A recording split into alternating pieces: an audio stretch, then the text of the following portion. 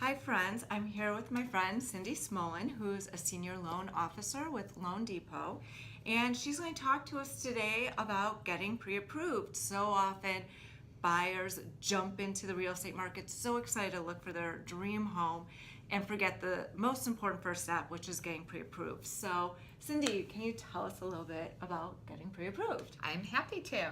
It's important for several reasons. One is it allows the buyer to find out what is the maximum amount of a mortgage loan that they can be qualified for with lenders' guidelines. And it's also important because the sellers like to know that the buyer is pre-approved so they feel comfortable with negotiating and knowing that they will be able to obtain financing.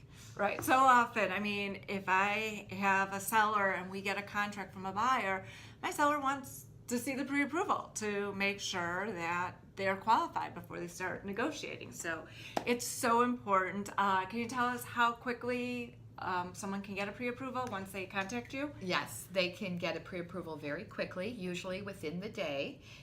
I talk to the buyer and get some key financing information, and I can run them through an automatic underwriting engine, which gives us the results right away, and I can give them an idea of what the rate and the products are that are available to them and the programs, and they'll have a good idea of what their monthly payment will be. Right, so it's great. So it's like the first day, and then you can go right out and start your search. Exactly, and house hunt in the right price range for them. Right, totally. It saves everyone time and aggravation.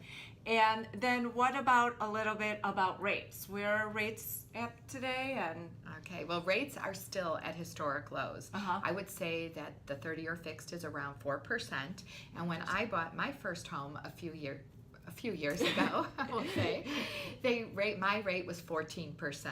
So 4% is really at historic lows. Yeah, my first house was 8%, and we were like, oh my God, like. Right. Well, you're a little younger than I am. So, but 4% is fabulous. And then historically, the mindset was you need to put 20% down.